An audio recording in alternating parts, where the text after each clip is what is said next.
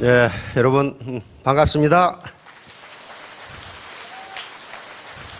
이번 주에는 서울에서 원데이 세미나가 없어서 한 500분 내지 한 1000분 정도가 더 많이 오신 것 같습니다.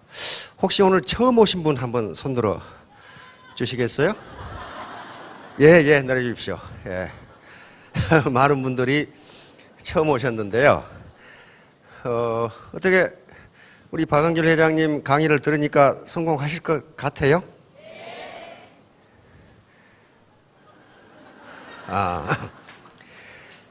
모든 분들이 나는 실패해야 되겠다 그렇게 생각하시는 분은 없어요. 나는 반드시 성공해야 되겠다. 그래서 학자들이 성공을 결정하는 요인이 무엇일까? 무엇가 어떤 능력이 있으면 사람들은 사회적 성공을 할 수 있을까? 이런 연구를 굉장히 많이 하고 있습니다. 그런데 지금까지는 한 1970년대, 80년대까지는 IQ가 높은 사람이 성공한다. IQ, 이게 지능지수죠. IQ가 높은 사람은 성공하고 낮은 사람은 실패한다. 이게 하나의 우생학인데 이게 전통사회 그리고 산업사회까지 우리나라도 이게 맞았어요. 이게 맞았다고요. 학교 공부를 잘한다는 이유로 평생 편하고 돈 벌고 존경받으면서 살았다고요. 혹시 집안에 연세 지긋하신 분 중에 사법고시 합격한 분 있죠? 옛날에 고등고시. 사법고시 합격을 하면요, 판검사로 임용돼서 평생 존경받으면서 잘 먹고 잘 살았어요. 뭐 때문에? 단지 학교 공부를 잘한다는 이유 때문에. 그렇잖아요. 그 당시 사법고시 많이 뽑아야 100명, 적게 뽑으면 80명밖에 안 뽑았잖아요. 지금 몇 명 뽑습니까? 1000명 뽑죠? 1000명. 거기다가 로스쿨에서 계속 나오죠? 그러니까 지금 통계를 보면은 사법고시 합격자의 40%가 백수예요. 일자리가 없어. 일자리가 없어요. 원래 사법고시가 사법연수원에 들어가면 5급 공무원 대접을 해주죠. 5급 공무원은 사무관입니다. 사무관 대접을 해주는데 재작년까지만 해도 사법고시 합격자들 6급 공무원으로 채용했죠. 이번에 보니까 부산에서는 7급 공무원으로 채용하더라고. 그러니까 우리를 어떻게 보고 뭐 그러느냐 어쩌느냐 막 올라오는데 오기 싫으면 말고 그래. 오기 싫으면 말고. 7급 공무원도 안 돼요. 사법고시 합격했자. 다시 말하면 여러분 사법고시 합격하는 게 쉬운 일이 아닙니다. 신림동 고시촌에 가면 한 10만 명 있어요. 전국적으로 사법고시 합격하려고 공부하는 사람들이 한 10만 명 돼요. 그중에 1000명이니까 100분의 1도 안 되잖아. 그렇잖아요. 그것밖에 안 되는데도 사법고시를 합격했다는 것이 평생의 지위와 소득을 보장해 주지를 않아요. 그러면 뭐예요? 이제 IQ가 사회적 성공을 결정짓는 이유가 안 된다는 거죠. 그 다음에 과거에 평생 잘 먹고 잘 살고 열쇠 3개 받은 직업이 또 있어요. 뭐가 있어요? 의사. 우리 아들도 한의사인데 의사. 지금 알거지 의사들 많아요. 내가 아는 사람도 내 친구들이야. 병원 했다가 쫄딱 망해가지고 페이닥터로 들어갔어. 거의 대부분 페이닥터예요. 봉급받고 병원에서 일하는 닥터들 있죠. 근데 그게 나쁘다 좋다가 아니고 과거처럼 의과대학을 나와서 의사가 되면은 평생 사회적으로 존경받고 잘 살고 열쇠 3개를 가지고 아가씨들이 줄 서고 하는 시대가 끝났다. 그런데 의과대학 들어가려면요 공부 무지무지 잘해야 돼요. 그렇죠? 어지간해서는 안 돼요. 우리 아들도 그때 한의대 들어가는데요 400점 만점에 395점 맞아가 들어가더라고. 그런데 현재 개업을 해가지고 유지하고 있는 의사들이 그렇게 많지가 않아요. 그 말은 무슨 말이냐 하면은 자격증을 가졌다는 것 자체가 소득을 보장해 주지 않는다예요. 그 자격증을 가지고 있으면서 거기서 자기 능력을 발휘한 사람만 더 많은 소득을 올릴 수 있는 시대가 됐다. 다른 것들도 얼마든지 있습니다. 그래서 이제 학자들이 도대체 요 사회적 성공을 보장하는 것이 IQ가 아닌 것 같다예요. 최근에 학자들이 연구에 의하면 IQ가 성공을 보장해주는 요소의 20%를 차지한다고 그랬습니다. 그러면 나머지가 80%인데 사회적 성공을 보장해주는 나머지 80%가 뭐냐 하는 것을 지금 연구 중에 있어요. 또 이것만 또 전문적으로 하는 사람들이 있어요. 그런데 거기에는 운도 들어갑니다. 운. IQ보다도 운이 더 중요하다고 나와요. 왜 운이 중요해요?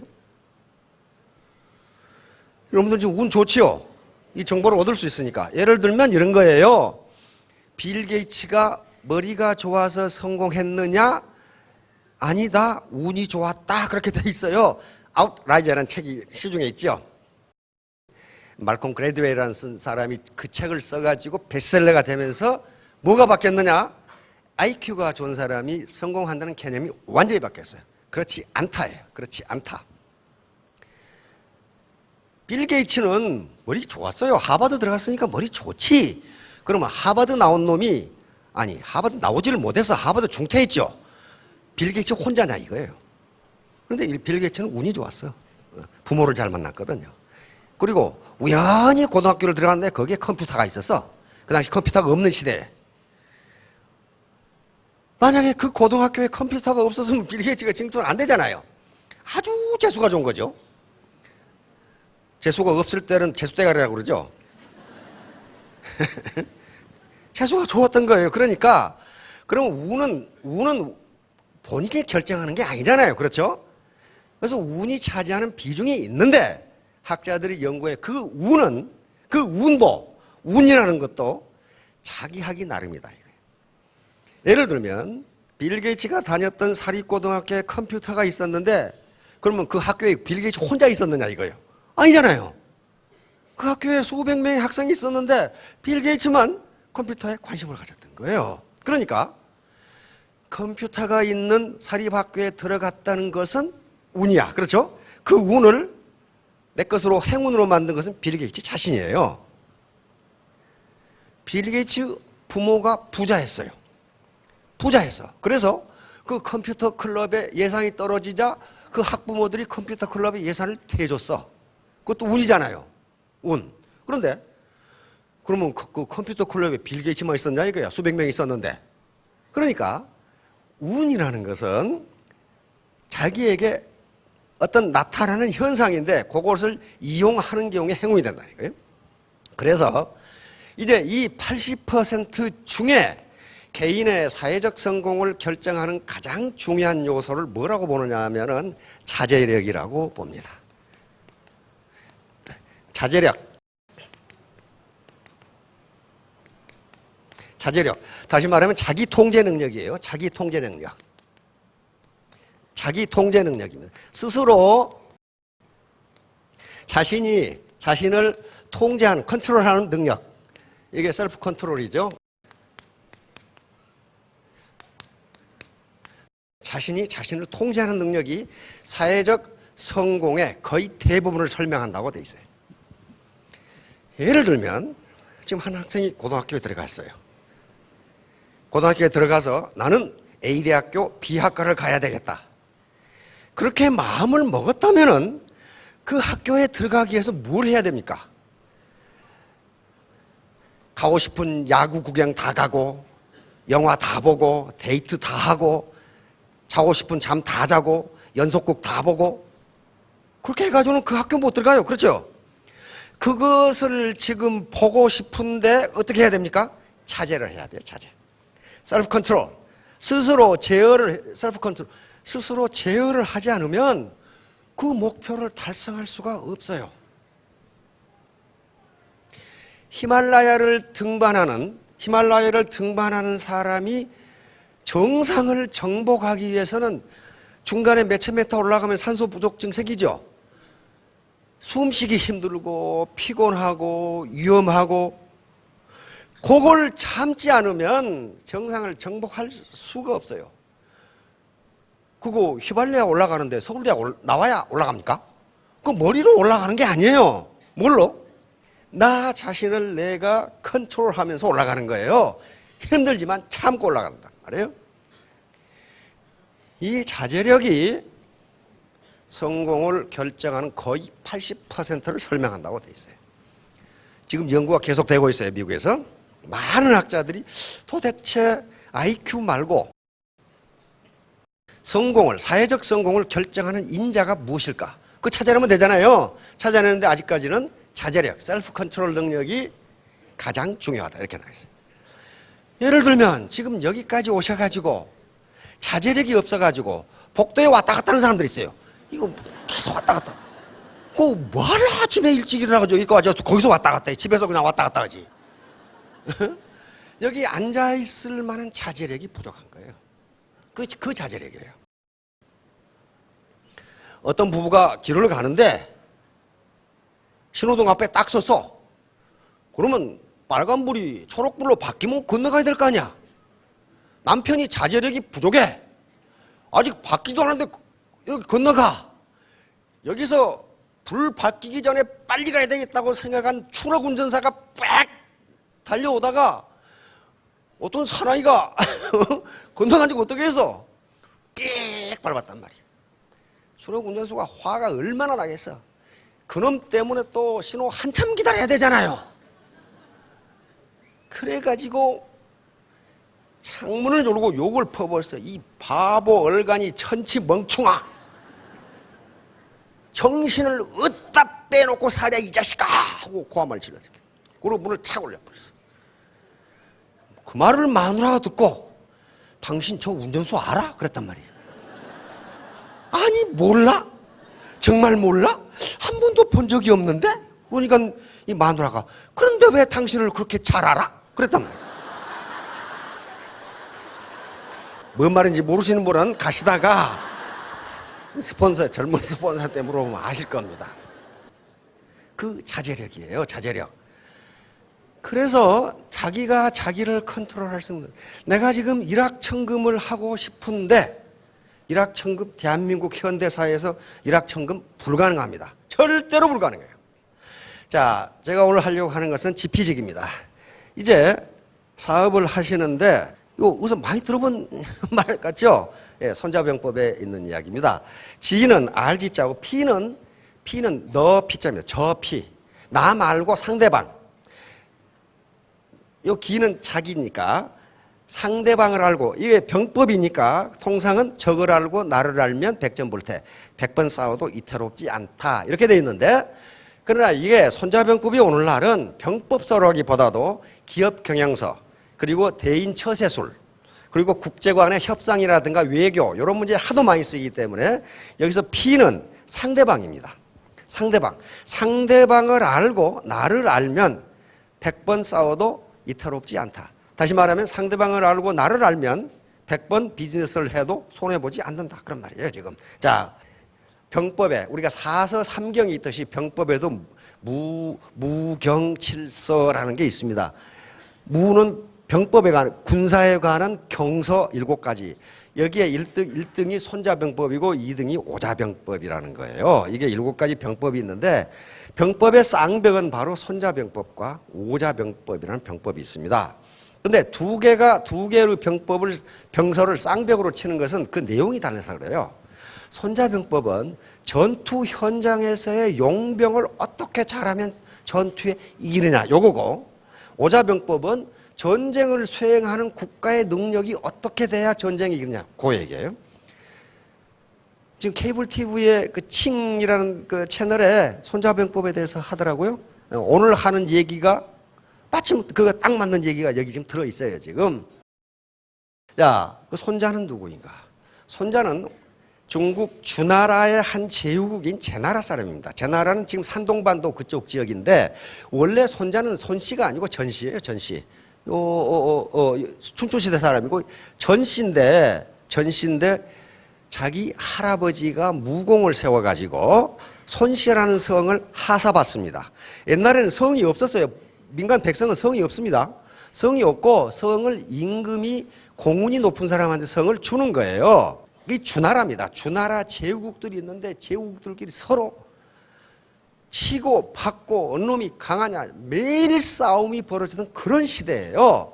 이때 손자는 국내에서 문제가 생겨서 오나라로 도망을 가버립니다. 자, 그래서 그 당시 오나라 왕이 함녀라는 사람인데 벌써 손자가 쓴 병법이 유명했어요. 한서의 기록에 하면 손자병법이 82편으로 구성되어 있다. 이렇게 나와 있는데 지금 남아있는 건 13편이 남아있어요. 13편이 남아있다. 그것도 훌륭해. 13편이 남아있는 거. 오나라 왕 함녀가 당신의 병법을 읽어보니 다 읽었다는 얘기예요. 왕들이. 그거 괜찮은데 정말 당신이 실질적으로 훈련을 시킬 수 있느냐? 이렇게 물어봤어요. 아니 책상머리에서 이것만 해가지고는 전쟁이 안 되잖아요. 군사훈련 시키고 지휘를 해봐야 될 거 아니에요. 있다. 그러니까 함녀가 그럼 해보라. 누구를 훈련시킵니까? 그랬더니 궁녀 180명을 군대로 만들어보라. 그랬단 말이에요. 요 궁녀들을 군대로 만들어보라. 그러니까 옛날에 왕은요 궁녀 엄청나게 있었어요. 180명 주면서. 그러니까 왕들이 빨리 죽었지. 훈련을 시켜보라는 거예요. 그래도 하겠느냐? 그러니까 손자가 있다. 그래가지고 궁녀를 2개 중대로 나눴어요. 지금 같으면 1중대, 2중대 90명씩. 그래가지고 중대장을 왕이 가장 총애하는 궁녀, 가장 이쁜 궁녀를 중대장으로 삼았어요. 그리고 훈련을 시켜. 훈련을 시키는데 그 나긋나긋하는 궁녀들한테 투구 씌우고 갑옷 입히고 칼 잡히고 워카 신기고 그러니까 그 당시는 워카가 아니었겠죠. 지금 서로 보건대 얼마나 우스워. 손자가 뒤로 돌아 우양우 좌양좌해도 말을 듣지를 않아. 왜? 킬킬거리니라고. 이 당시 손자는 아무 이름도 없는 백면서생이거든요. 아무 이름도 없는 촌놈이에요. 그런데 이 궁녀들은 뭡니까? 그 강력한 오나라 왕 함녀의 총애를 받고 있는 궁녀들이 그 촌뜨기 말을 들을 리가 없죠. 말을 안 들어. 그래서 군법에 따라서 3번 명령을 하고 5번 가르쳤어요. 그래도 안 들어. 안 듣자 손자는 명령을 합니다. 너희들을 전부 참수를 해야 오르는데 그렇게 할 수는 없으니 지휘관 2놈을 참수를 하겠다고 그런다. 군법을 하겠으니까 명령을 하겠으니 참수를 하겠다. 왕 함녀가 놀래가지고 쫓아와가지고 제발 살려달라고 그러는데 왜? 가장 총애하는 후궁들이거든 둘이 다. 손자가 단호하게 이야기합니다. 전장의 장수는 임금의 말을 듣지 않을 수도 있다. 나는 장수로 명령을 받았기 때문에 임금의 명령을 듣지 않겠다 해서 2 궁녀를 목을 잘라버렸어.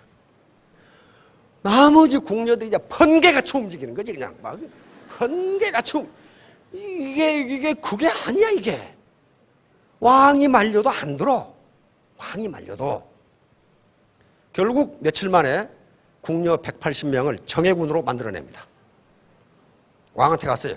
이제 저 병사들은 군사들은 불구덩이에 들어가게도 들어갈 겁니다. 명령을 해보십시오. 그런데 왕이 대단히 기분이 나빠. 가장 총애하는 궁녀 2놈을 죽여버렸거든. 그래서 손자는 왕이 이게 배포가 없는 이 인물이 소인배라고 생각하는 거야. 그런데 함녀는 그게 아니었어요. 당장 백면서생인 손자를 상장군, 대장군으로 임명을 합니다.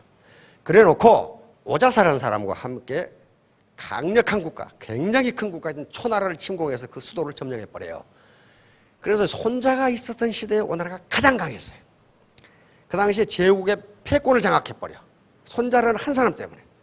패권을 장악하자 손자는 어디론가 숨어버립니다. 그래서 손자가 언제 어떻게 죽었는지는 몰라요. 왜? 손자는 전략과 전술을 아는 사람이야. 그렇기 때문에 토사구팽, 무슨 말이에요? 사냥이 끝나면, 즉 토끼 사냥이 끝나면 사장개를 삶아 먹는다. 이제 내가 대장군이 돼서 초나라 정복하고 천하의 패권을 차지해놨으니 이제 나를 잡아먹는 일만 남았다. 그런 말이에요 지금. 어디론가 사라져버렸어요. 그 뒤로 오나라는 망하기 시작합니다. 한 사람의 힘이 그렇게 커요. 이제 손자병법에 나오는 얘기입니다. 승병선승. 자, 승병 선승 이후 구전, 패병 선전 이후. 이건 무지무지하게 유명한 말이에요. 미국의 기업가들이 아주 금가옥조로 삼는 말입니다. 이기는 군대는, 여기서 병은 군대입니다. 이기는 군대는 이겨놓고 싸움을 시작하고, 지는 군대는 일단 싸움을 해보고 승리할 것을 구한다. 승리할 것을 기대한다. 그러니까 그걸 비즈니스에 쓰는 것은 뭐예요? 내가 성공할 수 있다고 생각했을 때 그 비즈니스를 시작하라. 그런 말이에요. 시작해놓고 돈 벌려고 생각 마라. 그건 안 된다는 겁니다. 자, 비즈니스 조금도 다르잖아요. 비즈니스는 요즘 피를 흘리지 않는 전쟁이라고 그럽니다. 따라서 시대가 변함에 따라서 비즈니스의 전투 방식, 전쟁 방식이 점점 심해져요. 그래가지고 지금 현재 승자 독식이란 말이 나옵니다. 1%대 99%, 미국의 월가 점령시 2011년 어떻게 했습니까? 브레이크아웃 봐요. 1% vs 99%. 그 말은 1%만 부자고 99%는 가람빼기다. 그 말도 되고 1%가 미국 소득의 99%를 가져간다. 그 말도 된단 말이에요. 그 말은 무슨 말이에요? 승자 독식. 이긴 놈이 다 가져간다. 과거에는 능력이 10인 사람은 10만큼 벌고 9인 사람은 9만큼 벌고 5인 사람은 5만큼 벌었는데 지금은 능력이 10인 사람이 100을 벌고 능력이 9인 사람은 제로다. 그런 말이지 지금. 전쟁에 2등 있습니까? 없어요. 승과 패밖에 없듯이 기업의 전쟁에서도 이기는 자와 진 자밖에 없다. 그런 말이에요 지금. 그래서 비즈니스도 마찬가지 돈을 벌 수 있느냐를 먼저 판단하고 그 비즈니스를 하라는 거예요. 한 예로 우리나라 자영업을 들었습니다. 자영업 통계를 보니까 요 기획재정부에서 발표한 거예요. 기획재정부에서 2010년 3월에 최근 자영업의 동향과 시사점이라는 것에서 2011년 자영업 폐업률이 85%로 기록이 돼 있어요. 9만 한 5천 명이 창업을 해서 그중에 거의 8만 몇천 명이 폐업을 했어요. 망했다 그런 말이야. 쉬운 말로 이거 폐업이라고 고상하게 써놨는데 망했다 그런 말이에요. 이거 보세요. 2011년 폐업률 85%인데 음식업 94.3, 소매업 89. 이렇게 살아남은 기업이 20%, 이거 4년 반 동안 추적을 했더라고요.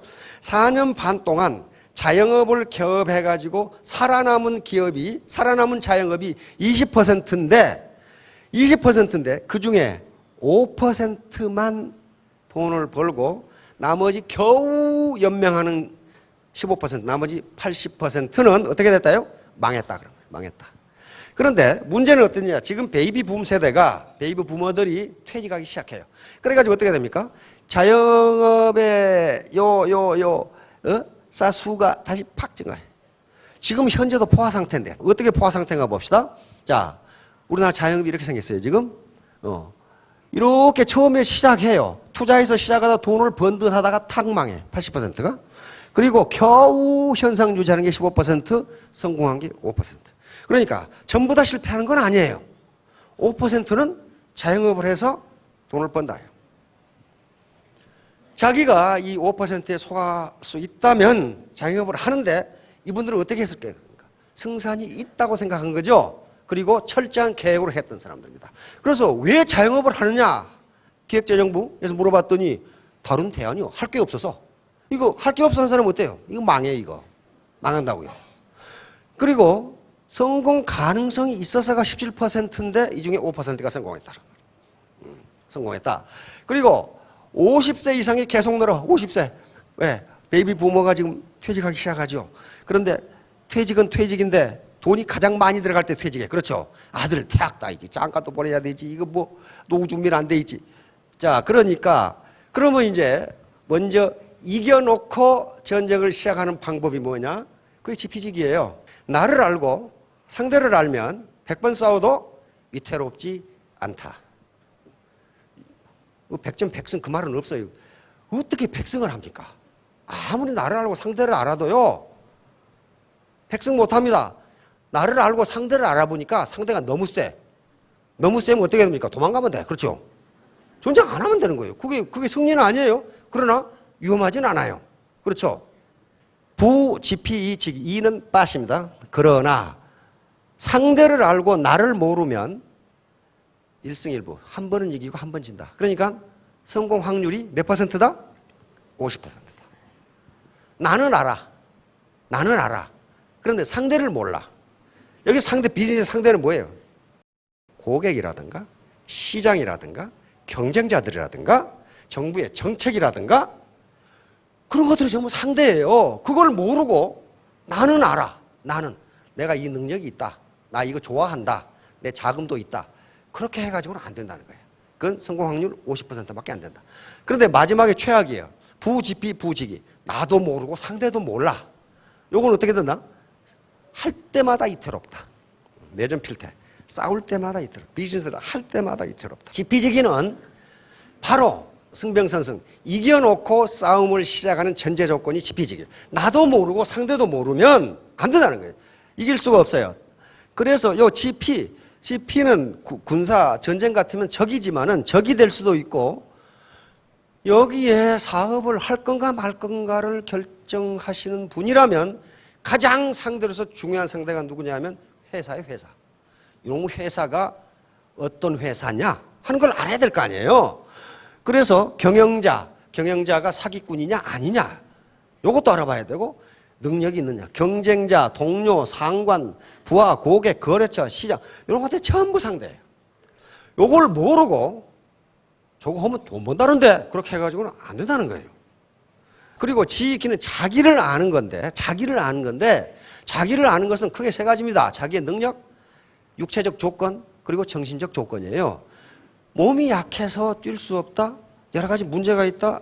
이건 자기가 알면 돼요. 그렇죠? 모를 때 문제가 있어요. 모를 때.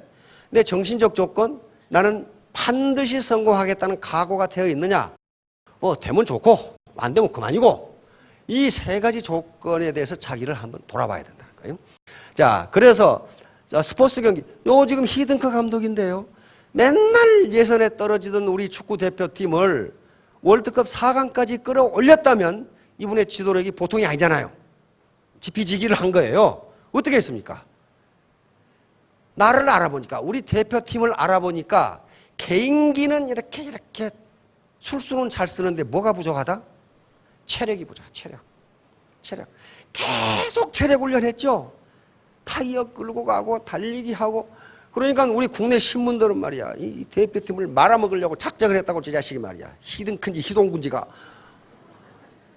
그러고 나를 알아보니까 세부 요 기술이 문제가 아니고 체력이 부족하니까 유럽에 덩치가 이렇고 평생 고기만 먹고 산 사람하고 부딪히니까 어때요?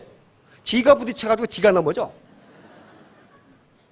그 이태리 선수들 뭐뭡니까 뭐 프로 레슬링 선수 그런 분들이 있잖아요. 권투 선수 그런 분들 부딪히면 지가 넘어진단 말이에요. 그러니까 체력을 강화했다고 해서 나를 아는 거예요. 근데 상대를 알려면 어떻게 해야 돼요? 게임을 해보는 수밖에 없어. 그렇죠? 게임을 해보는 수밖에 없는데 우리 국내 팀이 뭘 가지고 있냐면 유럽의 강호들에 대해서 지레 겁을 먹고 있어. 경기를 하기도 전에 져버려. 지레 겁을 먹으니까. 그래서 유럽으로 끌고 가서 프랑스 팀하고 경기를 했죠. 몇 대 0으로 져버렸어요? 5대 0으로 져버린 거예요. 우와, 내가 그때 뉴스를 봤어요. 막 울면서 말이야. 이럴 수가 있냐고 뭐 어쩌고 저쩌고 하는데 히딩크는 눈알 끔찍한 그럴 수도 있지 뭐. 왜? 유럽팀 별거 아니라는 걸 계속 가르쳐주는 거야. 계속. 이태리하고. 계속 강호들하고 해보니까 우리 선수들이 어때요? 이 자식들 별거 아니네? 이렇게 된 거예요. 별거 아니네, 이거. 그 다음에 체력 훈련을 계속 이러니까 부딪혀도 어때, 이제? 이 새끼들 부딪힌다? 나도 부딪히지. 지피지기로 세계 4강까지 올라간 거예요. 그러니까 한 사람의 지도자가 이렇게 만들었어요. 히딩크가 가버리니까 그 뒤에 뭐라고 그러나, 뭐 이상한 사람들이 와가지고 또 예선에서 탈락하고 그렇게 했죠. 한 사람의 지도자, 한 사람의 스폰서가 이렇게 중요해요. 내가 스폰서라고 생각하세요. 자, 그러면 이제 나를 아는 건데, 나를 아는 거. 우선 아리스토텔레스가 인간은 사회적 동물이다 이렇게 이야기한 것은 인간은 혼자 살아갈 수 없다야. 혼자 살아갈 수 없다. 인간이 혼자 살아가면요, 아리스토텔레스는 뭐라고 그랬냐면 그놈은 야수 아니면 신이다 그랬어요. 그리고 그놈이 무슨 행동을 하건 아무 상관이 없다. 산속에 혼자 살아간 놈이 뺄가벗고 살아가건 여름에 손바지를 입건 그게 무슨 상관이 있겠어요? 아무 상관없어요. 근데 사회에서 어울려 살아가니까 에티켓이라든가 매너라든가 법, 질서 이런 게 생긴단 말이에요. 그렇죠? 그래서 여기 이 과정에서 인간관계를 성공적으로, 비즈니스를 성공적으로 하는 데는 학자들은 세 가지 요소가 필요하다고 이야기합니다. 첫째는 자기 이해, 나는 누구인가. 이게 바로 지기야. 그렇죠? 나는 누구인가. 나는 어떤 사람, 이걸 있는 그대로 이해해야 된단 말이에요. 있는 저걸 포장하거나 비하하거나 또는 과장하거나 숨기거나 그게 아니고 있는 그대로 이해한다. 그 다음에 셀프 억셉팅, 자기 수용이에요. 그걸 그냥 받아들이는 거예요. 아, 나는 그런 사람이네 하고 받아들이는 거예요. 그러면서 자기를 사랑하는 겁니다. 나는 이게 말더듬이다. 우리 부모가 나를 왜 이렇게 낳았을까? 그런 게 아니고 그냥 받아들이고 나도 장점이 있지 하고 받아들이는 거예요. 세 번째는 셀프 오프닝. 나는 이런 사람입니다 라고 이야기하는 거예요. 이렇게 되면 굉장히 관계가 친해진답니다. 사람이 자기 진심을 숨기고 있을 때 그 사람하고는 상대방도 자기 진심을 얘기를 안 해요. 그리고 어떻게 하면 서로 겉도지요. 겉돌면서 뭐라고 합니까? 아주 의례적인 얘기만 하죠. 의례적인, 아주 가식적인 웃음을 웃으면서. 그래서 나를 분석하는 기법이 있습니다. 이걸 스워트 분석이라고 그럽니다. 비즈니스에서 스워트 분석은 마케팅에 영향을 미치는 요소가 내부적인 요소가 있고 외부적인 요소가 있어요. 내부적인 요소, 나 자신을 생각했어요. 나 자신의 강점이 있고 약점이 있고 외부적인 요소에 opportunity, 기회가 있고 위험 요소가 있어요. 이 사람이 만든 건데 스탠퍼드 대학에서. 자, 요겁니다. 스워트 분석. 사업자 개인의 강점이 있습니다. 강점이 있어요. 강점은 수백 가지가 있을 수가 있기 때문에 그 중에 나의 강점이 무엇인가 하는 거예요. 외모. 보니까 이게 미인들이 굉장히 많아요. 나는 미에는 자신 있다. 뭐 이러고. 체력, 친화력, 인맥, 학력, 경험, 언변, 설득력, 미소, 열정, 인내 이런 게 전부 다 강점이에요. 그런데 마틴 셀리그만이라는 펜실베니아 대학 긍정심리학이라는 심리학을 창시한 학자가 도대체 모든 인간이 어떤 강점을 가지고 있는가를 인류 전체를 가지고 연구를 해봤더니 모든 인간은 3개 내지 4개의 대표 강점이 있다. 이렇게 대표 강점이 있다. 단지 자신이 그것을 모르고 있을 뿐이다. 모든 인간은 대표 강점이 있다. 그 강점을 살리고 치명적인 약점을 보완하면 그분이 그 책을 쓴 이유는 뭐냐면은 인간은 행복하게 살 수 있다. 이렇게 돼 있어요. 모든 인간은 강점이 있다. 약점은 이런 것의 약점이에요. 이런 것이 약점인데 강점과 약점은요, 그것이 절대적이거나 고정적인 게 아니라는 거예요. 다시 말하면 강점이라고 생각하는 것이 잘못 쓰면 약점이 되고 약점을 잘 활용하면 강점이 되고 그렇다는 거예요. 예를 들면 여기에 언변, 설득력, 강의 능력. 말 잘한다고 지 혼자 계속 말하면 어떻게 됩니까? 신뢰가 떨어져. 저럼 사기꾼 아니야? 이렇게 된단 말이에요. 그러니까 말 잘하고 언변이 좋은 게 강점이 되지만은 이걸 잘못 활용하면 그것이 뭐가 된다고요? 단점이 되고 약점이 된다고요. 그러니까 모든 인간은 3개 내지 4개의 대표 강점을 가지고 있다는 게 그걸 잘 쓰면 강점이 된다는 거예요. 여러분들이 회사를 알아봐야 되는데 요게 지금 경제 불황으로 일자리가 부족하고 그렇기 때문에 앞으로 네트워크 마케팅은요, 자기가 자기를 고용하는 사업입니다. 그러니까 자기가 사장이면서 자기가 고용원이에요. 그러니까 자기가 하고 싶은 거고 말고 싶으면 하는 거란 말이에요. 다른 회사는 그렇지가 않아요. 다른 네트워크 마케팅 회사는 들어가려면 등록하면서 돈을 내야 돼요. 돈을 내거나 물건을 사거나 그리고 매월 물건을 사야 된다고요. 그런데 네트워크는 그거 안 하기 때문에 엿장수 마음대로예요. 지가 사장이 되고 싶으면 되고 말고 싶으면 말고. 그런데 평양감사도 지 하기 싫으면 그만이라고. 그건 누가 결정해야 돼요? 자신이 결정해야 돼요. 자신이 정보를 가지고 결정을 해야 된단 말이에요. 그래서 이런 기회 요소가 있어요. 그러니까 또 애터미는 세계 유일하게 전 세계가 하나의 라인이에요. 하나의 라인.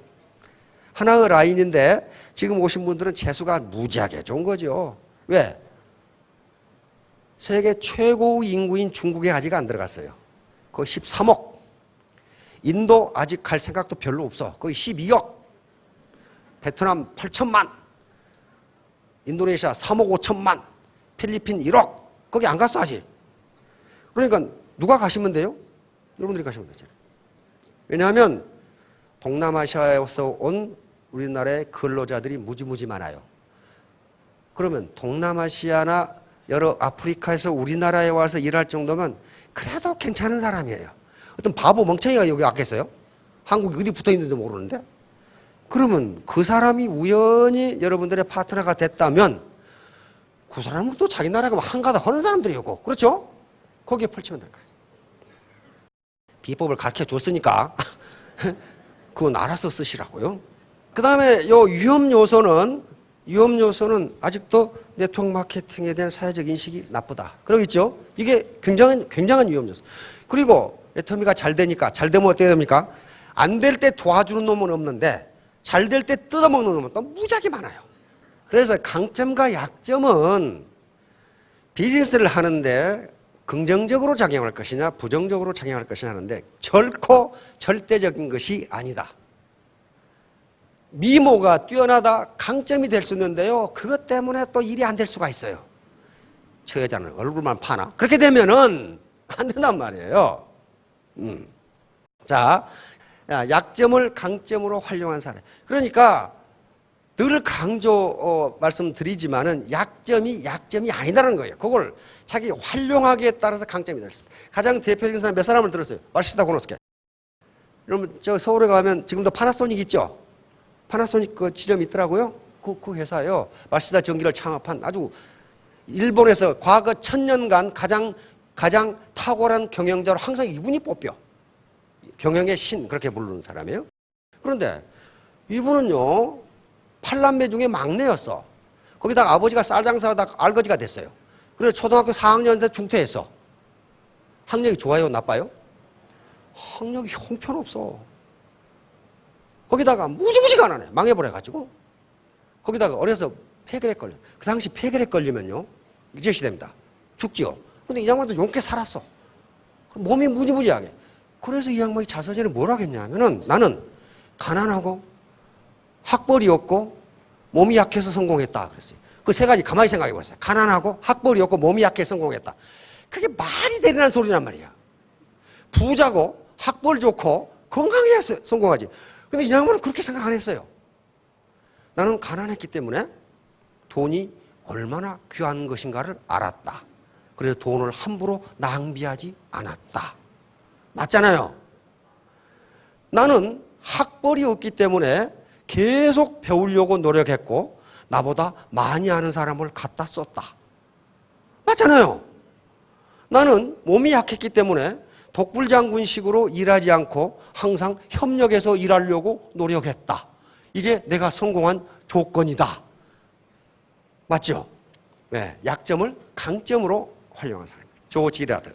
이 사람 기네스북에 12번 올라간 미국 자동차 세일즈맨입니다. 고등학교 중퇴예요. 고등학교 때 선생님 두들겨 패가지고 쫓겨났어요.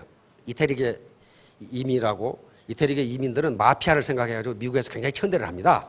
거기다가 시칠리 출신이니까. 그런데 자동차 세일즈맨인데 이 사람의 약점이 뭐냐 하면은 말더듬이야, 말더듬이. 말더듬이 세일즈맨은요 상대를 호가게 만들려면 말을 잘해야 돼. 말더듬이야. 말더듬인데 어떻게 그걸 장점으로 활용했느냐? 자기가 말을 더듬으니까 자기가 말을 안 하고 고객이 하는 소리를 계속 듣고 앉았어. 계속 듣고 앉아서 어떻게 됩니까? 저 사람은 속이 시원하고 그 다음에 이 사람이 뭘 요구하는 거라는 걸 파악해. 그래가지고 자기가 할 얘기를 간단하게 정리를 해. 말 길게 하면 더듬으니까. 그래가지고 그것을 누린 얘기를 했어. 그러니까 상대가 자동차를 사. 그래서 기네스북에 올라간 거예요. 근데 지금도 역대 미국 대통령, 지금 오바마 대통령까지 백악관으로 초청합니다. 네, 미국 최고의 강사야. 고등학교 중퇴인데. 왜? 이 사람이 삶의 자세가 되어 있어. 말더듬이를 한 것이 자기 아버지한테 두들겨 맞아서 그랬는데 자기 아버지의 노후를 완전히 책임지고 집을 사주고 여생을 다 보장했어요. 시골의 귀머거리 의사. 어떤 시골 도시에 이 정신과 의사가 있는데 그 병원만 잘 돼. 다른 정신과 병원은 팔이 날리는데 그 정신과 병원은 잘 돼. 거기를 갔다 온 이 스트레스 받는 사람들이 그 병원을 들어갈 때는 인상 쓰고 들어갔다가 나올 때는 전부 희죽희죽 웃고 나와. 그래가지고 다른 의사들이 야, 저 분명히 무슨 비법이 있는데 뭘까? 아무도 몰라. 아무도 몰라. 단지 누구만 아냐? 간호사만 알아. 이 의사가 귀머거리라 정신과 환자들이 와서 떠들면 뭐라고 떠드는지 모르는데 계속 가만히 앉아있는 거야. 그냥 가만히 앉아있으니까 이 사람은 의사한테 그냥 속성이 다 털고 나가지고 나갈 때 기분이 좋지 그냥. 다시 말하면 약점을 강점으로 활용했죠. 그리고 상대방의 말을 들어준 거예요. 아까 언변이라든가 설득력이 약점이 될 수 있다는 게 상대방을 억지로 설득하려고 하면 안 되고 상대방 말을 들어보면 뭐가 있어요? 이 사람이 뭘 요구하는지를 알 수가 있어요. 그때 간단하게 얘기하라. 자, 다음. 실제로 스워트 분석 해놓은 걸 이게 모든 지금 대학 경영학과, 대학원 경영학과에서는 각 기업의 스워트 분석을 이렇게 해서 학생들이 발표를 합니다. 자, 봅시다. 여러분, 스타벅스 잘 알죠? 강점이 뭡니까? 높은 브랜드 이미지, 테이크아웃 커피 전문점, 본사 직영으로 지점갈 이용이 이런 장점이 있어요. 단점은 상대적으로 비싼 가격, 커피 시장에 대한 낮은 진입 장벽. 다시 말하면 지금 고급 커피점이 많이 생겨서 마켓 시야가 줄어든다. 그런 말이에요. 지금 약점이. 자, 이런 식으로 지금 유수한 기업들 그리고 각 지자체에서도 스워트 분석을 합니다. 우리의 강점은 뭐고 약점은 뭐고 우리 지자체를 활용할 수 있는 기회는 뭐고 위협하는 요소는 뭐냐. 개인이 한번 해보고 이게 지피지기의 중요한 방법이에요. 이것도 안 해보고 잘 되겠지 뭐. 그럼 잘 안 돼요. 우리 미국에 가 있는 크라운 박에 미국에 가고 없어서 내가 허락도 없이 스워트 분석을 해본 겁니다. 이 사람이 가지고 있는 강점과 약점. 풍부한 매력 자본. 매력 자본 풍부해요. 풍부한 상징 자본. 크라운 마스터라는 상징 자본이 있어요. 풍부한 사회 경험, 많은 실패 경험. 아주 계속 망했거든. 그다음에 약점은 지나치게 강한 자아 정체성. 그래서 멀리도 가까이도 아닌 저만큼에 있는 아름다운 당신. 가까이 하기가 굉장히 어려워요. 날카롭거든. 가까이 하기엔 너무 먼 당신. 그 다음에 속마음을 줄까 말까 두려운 당신. 이러다 보니까 어떻게 되나? 맨날 머리가 아파. 항상 자기를 보호하거든, 이렇게. 이게 강약점이 다 있어요. 자, 이제 상대를 아는 거. 가장 중요한 게 회사를 아는 거예요. 사업을 시작하려고 하신 분들은 이 회사가 어떤 회사냐, 그걸 아는 거란 말이에요. 이게 가장 중요해요. 자, 다음. 요 7가지 요소 가지고 판단하시면 됩니다. 긴 시간이면 설명을 안 하는데, 합법성, 설립이 합법적이냐, 사업 방법이 합법적이냐. 아무리 합법적이라도 지금 요즘 불법으로 하는 회사는 없어요. 좀 허가받고 합니다. 허가받고 하는데 사업 내용이 불법인 경우가 많다는 거예요.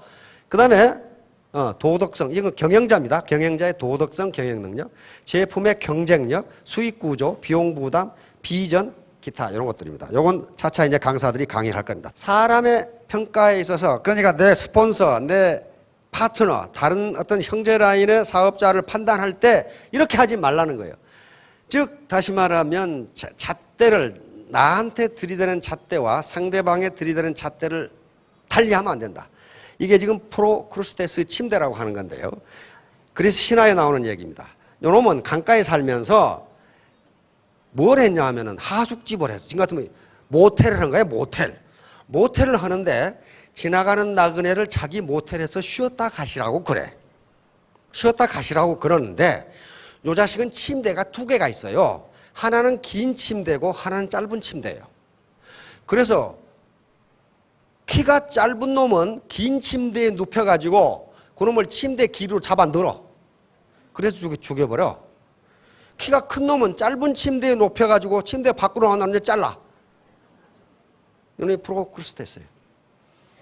이 말은 무슨 말이냐면 인간은 2개의 잣대를 가지고 지멋대로 상대방을 재단한다. 그 얘기예요 지금. 이게 테세우스인데 그리스 신화 또는 그리스 우리 같으면 단군 신화처럼 나오는 그리스를 창건한 사람인데 테세우스한테 그런 짓을 했다가 오히려 테세우스한테 걸려가지고 요 프로크루스테스가 키가 크기 때문에 짧은 침대에다 눕혀가지고 테세우스가 잘라 죽여버렸어요. 그러니까 무슨 말이에요? 다른 사람을 자기 잣대를 가지고 멋대로 재단하면 당신도 그렇게 당한다. 당신도 그렇게 당한다. 그렇게 멋대로 재단하지 말라. 상대방을 평가할 때 자기에게 들이대는 잣대하고 똑같이 하라. 내가 하면 로맨스고 상대가 하면 불륜이다. 그렇게 하지 말라는 거예요. 상대를 외모를 가지고 판단하지 말라요. 외모를 가지고 판단하지 말라. 19세기 중반에 필라델피아에서 있었던 얘기입니다. 갑자기 소나기가 오는데 막 사람들이 처마 밑으로 막 이렇게 비를 피하는데 어느 아주 비가 번쩍한 백화점, 미국에서 가장 유명한 백화점인데 백화점에 비를 아주 거지같이 흠뻑 맞은 할머니가 다리를 절뚝거리면서 나타났어. 백화점에 들어가니까 백화점 점원들이 좋아하겠어요? 보니까 물건을 살 것 같지도 않고 완전히 형색은 거지에다가 비를 철철 맞고 있으니. 그러니까 다른 종업원들은 외면하고 나갔으면 좋겠다 이렇게 생각하는데 필립이라는 젊은이는 특유의 서비스 정신으로 특유의 친절성을 발휘해서 할머니 다리가 편찮으시죠? 제가 의자를 갖다 드리겠습니다. 의자에 쉬었다가 비가 그치면 가시지요. 그 할머니를 편히 쉬게 했어요. 편히 쉬게 했어. 비가 그치니까 할머니가 백화점을 한번 쓱 돌아보더니 나갔어. 몇 달 후에 백화점 사장 제임스한테 한 통의 편지가 날라왔어.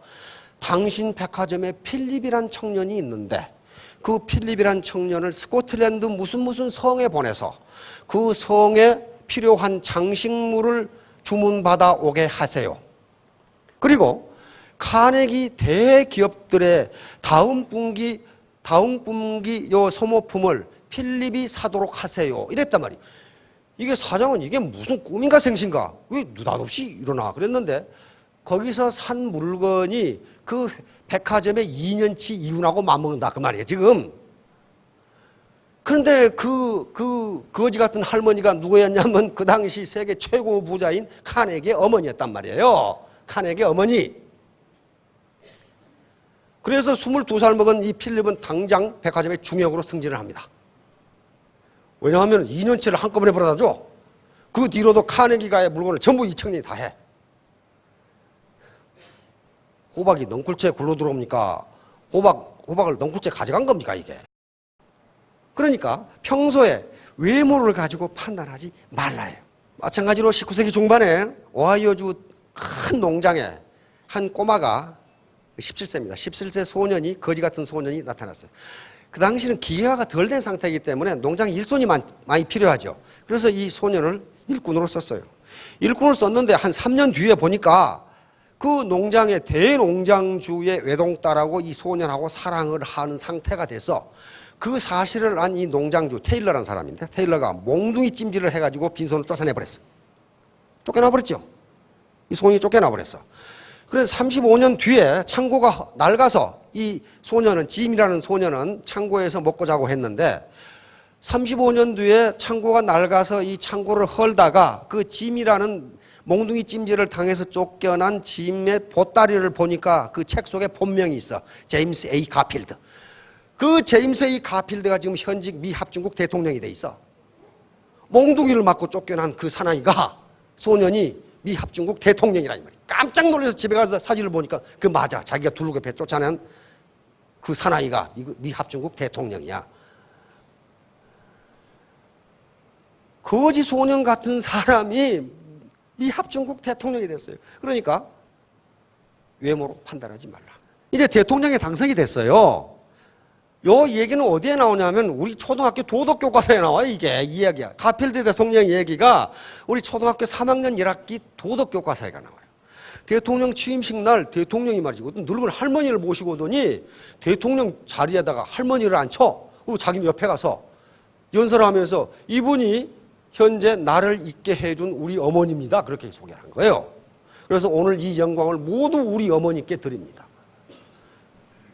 그러니까 어때요? 우레 같은 박수, 감동. 그러면서 10분을 활용하는 연설을 합니다. 이분이 대학 다닐 때 공부를 무지무지 잘해. 모든 과목 1등이야. 1등인데 수학은 2등이야. 수학을 자기보다 더 잘하는 놈이 있어. 그래서 암만 따라가려고 해도 안 따라가죠. 근데 그때는 전부 미국의 대학은 거의 대부분 기숙사 생활을 해요. 어느 날 보니까 자기가 수학 공부를 하고 잠을 자려고 불을 껐는데 1등하는 학생의 방에 불이 안 꺼져. 그러더니 10분 후에 불이 꺼져. 그 이튿날 또 봤어. 그 이튿날 또 봤더니 또 10분 후에 꺼져. 그러니까 자기보다 매일 10분 공부를 더 한 거예요. 그래서 이거 안 되겠다 해가지고 그 뒤부터는 그 방에 불이 꺼진 다음 10분 동안 더 했어. 그래가지고 얼마 후에 수학에 1등을 합니다. 그래서 이놈의 대통령 취임 연설에서 여러분 10분을 활용하세요. 10분이 여러분 인생을 성공으로 이끌 겁니다. 이걸 얘기한 거예요. 자기 해봤거든. 그러니까 카네기도 그런 얘기를 했어요. 당신이 하는 일보다 조금만 더 하라. 그러면 그것이 당신을 성공으로 이끌 것이다. 카네기 똑같은 얘기를 했단 말이에요. 그러니까 게을러 빠진 사람은요, 연속곡 다 보고 개 모임 가고 동창 모임 가고 등산 가고 배 터지게 먹고 자고 그렇게 하는 사람은 내 틈이 사업 성공 못한다 그런 거예요. 못한다. 10분만 더 하세요. 10분만. 가필 대통령 10가지 좌우명입니다. 끝에 뭐하죠? 매일 잠들기 전에 반성 후 기도를 하자. 오늘 내가 어떻게 살았는지. 그 다음에 내 행동은 내가 책임지고 남의 탓으로 돌리지 말자. 요거 가지고 대통령 된 겁니다. 지금. 자, 결론입니다. 자지자명. 우리말로 하면 발음이 조금 이상하긴 이상하지만은 한자니까 도덕경에 나오는 노자의 2500년 도덕경에 나오는 이야기입니다. 지인자지. 남을 아는 사람은 지혜로운 사람이다. 남을 알기가 그렇게 쉬운 게 아닙니다. 그렇죠? 남을 객관적으로 아는 게 쉬운 일이 아닌데, 그래서 남을 아는 사람은 지혜로운 사람인데, 자지자명. 자기를 아는 사람은 밝은 사람이다. 현명한 사람이다. 여기서 명은 지보다는 한 단계 위입니다. 그러니까 자기를 아는 게 어떻다는 거예요? 더 어렵다. 그래서 수투 분석을 해보라는 거예요. 그 다음에 승인자유력. 여기 이는 항상 다른 사람을 얘기합니다. 다른 사람을 이기는 사람은 힘이 있는 사람이다. 힘이 없는 사람이 다른 사람을 못 이겨요. 그렇죠? 여기 힘은 몇 가지가 있습니다. 가장 가까운 힘이 완력이에요. 육체적인 힘. 그리고 체력, 권력, 지력 이런 것도 힘입니다. 요 힘 중에 무언가는 가지고 있어야 그 중에 매력도 들어가요. 매력 있는 사람은요, 아무리 장사도 매력 있는 사람한테는 꼼짝을 못해요. 그리스 고대 올림픽에서 가장 인기 있었던 경기가 판크라티온이라고 하는, 우리 그 레슬링 있죠. 레슬링, 유도, 합기도, 격투기를 합하는 게 판크라티온 경기인데, 한 놈이 항복 안 하면 죽을 때까지 해요. 한 놈이 항복을 하지 않으면 죽을 때까지. 그러니까 판크라티온에서 우승한 놈은 어떤 거예요? 고대 그리스에서 제일 강한 놈이야. 그런데 디오게네스라는 철학자가 판크라티온에서 우승한 놈이 마차를 타고 지나가면 어떻습니까? 아주 가장 환호하는 거예요. 환호하는데 디오게네스라는 철학자가 판크라티온에 이 우승한 장사가 지나가는 것을 보고 뭐라고 말했냐면, 매력적인 아가씨가 저 사나이의 목을 비틀고 있구만. 그랬단 말이에요. 왜냐하면 이렇게 마차를 타고 지나가다 보니까 우리 사회자 같은 매력적인 아가씨가 옆에 있으니까 이 모가지가 계속 돌아가. 이렇게 계속 돌아가니까 매력적인 아가씨가 그리스 최고의 장사의 목을 비틀고 있구만. 그러니까 매력도 강한 사나이의 목을 비틀어 버릴 수 있어. 그러니까 이기죠. 그러니까 옛날 사람들도 자기를 이기는 게 제일 힘들다는 걸 알았죠. 나를 이기는 사람이 강한 사람이다. 예, 요게 우리나라 이지싸움입니다. 세계 최고의 이지싸움이에요. 세종대왕함입니다. 현재는 지금 전력 배치된 게 세 척이 있죠. 율곡 2함이 있고 서해 유송령함이 있고, 이게 맨 처음에 나온 겁니다. 세종대왕함이 있는데 세계 최고의 이지싸움입니다. 이지싸움을 가지고 있는 나라는 미국, 일본, 우리, 그리고 스웨덴 그쪽에 몇 척 가지고 있는데 우리게 가장 좋아요. 이것은 반경 1000km를 방어할 수 있고 한꺼번에 200개의 표적을 공격할 수 있는 그런 군함입니다. 여러분 모두 자제력, 셀프 컨트롤해서 이 이지싸움처럼 밀고 나가세요. 적이 1000명이 달라들어도 한꺼번에 그냥 공격해서 무너뜨리고 3년 후에는 전부 다 5,000댁, 5,000남 그렇게 되시기 바랍니다. 모두 크게 성공하시기 바랍니다. 감사합니다.